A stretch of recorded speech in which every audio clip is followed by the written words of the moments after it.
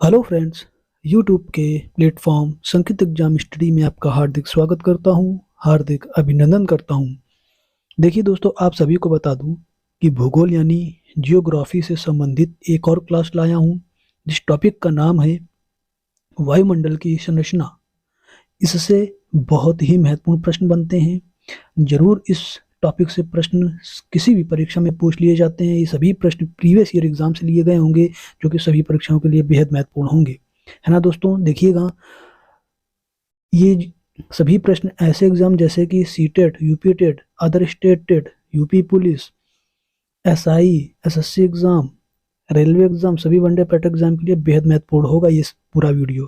ठीक है दोस्तों, यदि आपने अभी तक चैनल को सब्सक्राइब नहीं किया तो चैनल को सब्सक्राइब कर लें, बेल आइकन को प्रेस कर लें, ज़्यादा से ज़्यादा लाइक करें और शेयर कर दें, ताकि हमारे सभी प्यारे भाई बहन जुड़ सके, उसका लाभ उठा सकें। चलिए दोस्तों, हम लोग महत्वपूर्ण प्रश्नों की ओर आगे बढ़ते हैं। हमारा पहला प्रश्न हो जाएगा कि भूपृष्ठ से परावर्तित अवरक्त विकिरण के अवशोषण द्वारा भूवायुमंडल के तापमान में वृद्धि की प्रक्रिया को क्या कहते हैं? बहुत ही महत्वपूर्ण प्रश्न है।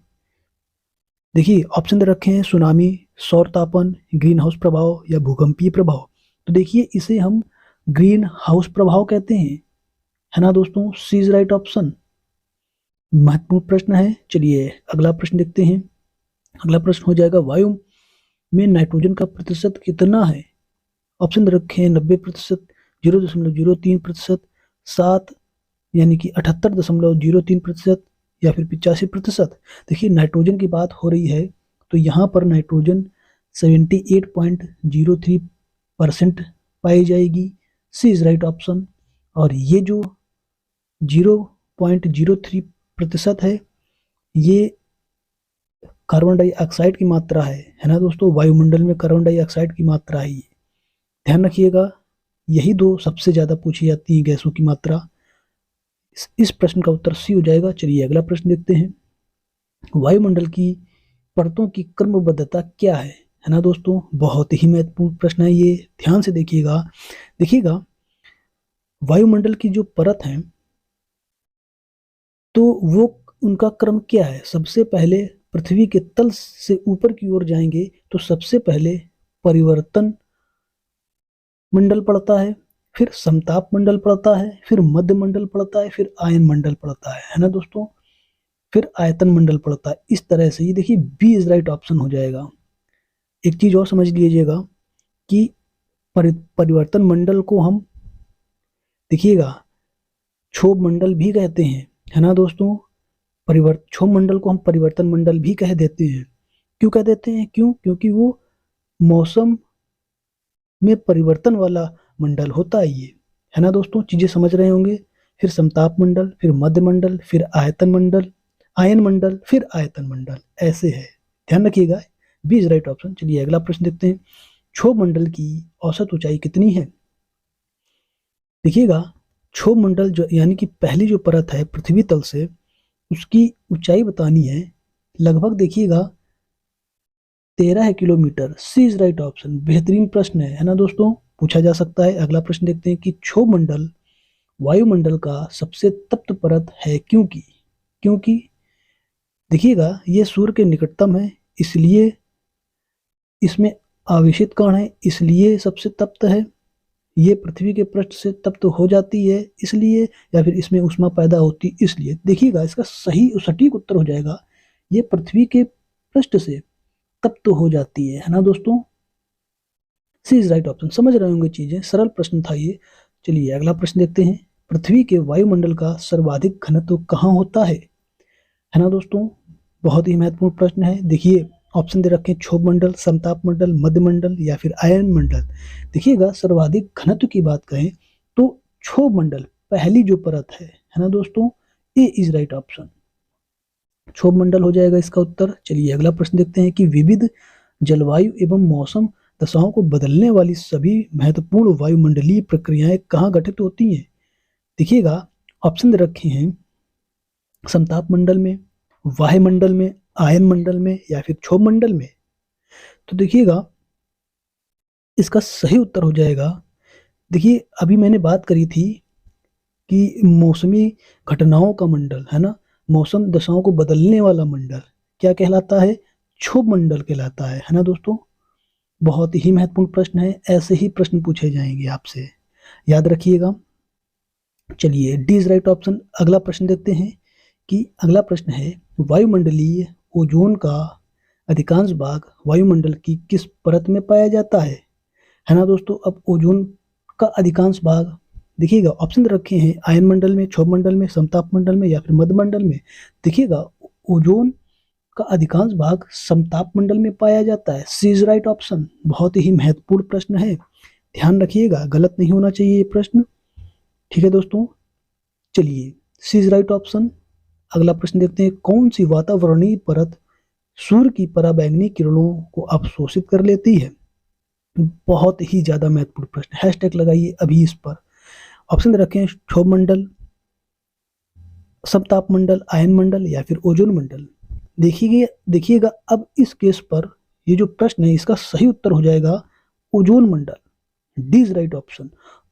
कुछ लोग समताप मंडल सोच रहे होंगे, देखिएगा समताप मंडल तो है, मान सकते हैं, लेकिन अब यहां पर ओजोन मंडल सबसे ज्यादा उत्तर सही होगा। डी इज राइट ऑप्शन, याद रखिएगा। यदि ओजोन मंडल नहीं दिया होता इस ऑप्शन में, कोई अदर ऑप्शन दे रखा होता तो फिर समताप मंडल आंसर हो जाता।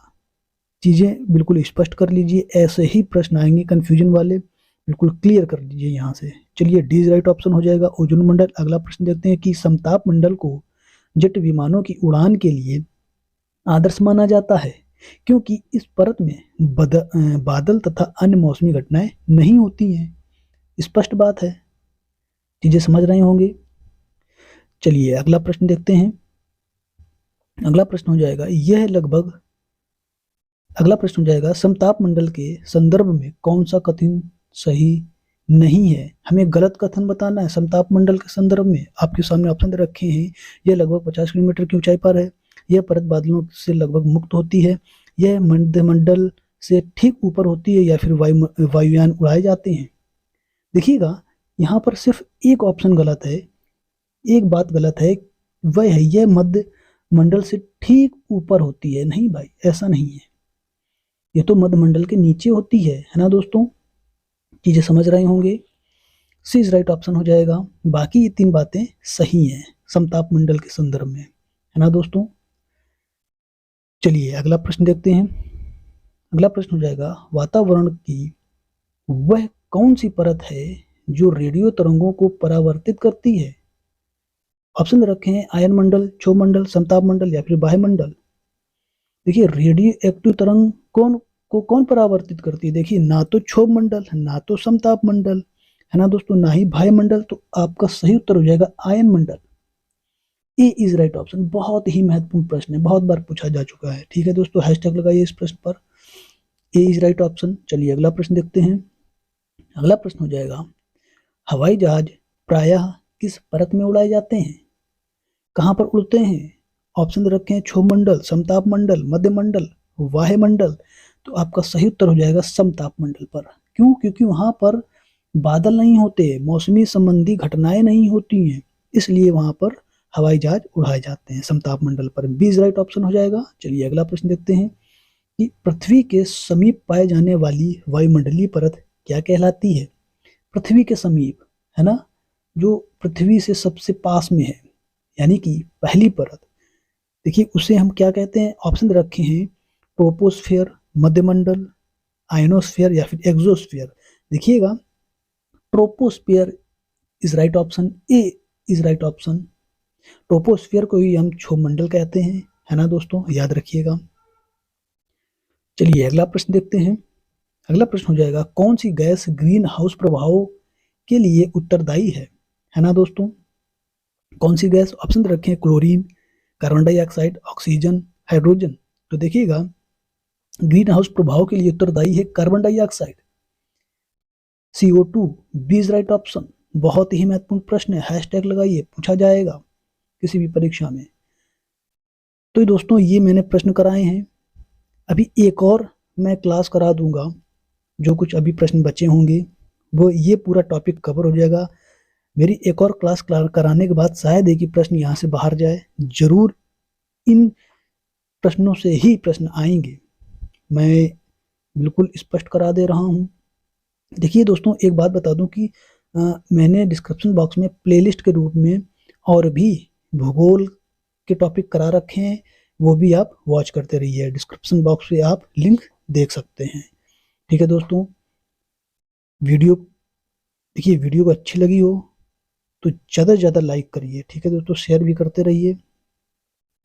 यदि आप इसकी पीडीएफ पाना चाहते हैं तो टेलीग्राम चैनल में मैंने डिस्क्रिप्शन बॉक्स दे दिया है, डिस्क्रिप्शन बॉक्स में मैंने लिंक दे दिया है, वहाँ से आप ज्वाइन कर सकते हैं टेलीग्राम चैनल। ठीक है दोस्तों, वीडियो को यहीं समाप्त करते हैं। चैनल को लाइक सब्सक्राइब ज़्यादा से ज़्यादा शेयर करते रहिए। ऐसे ही अगले बेहतरीन वीडियो के साथ मिलते हैं। जय हिंद, जय भारत, वंदे मातरम।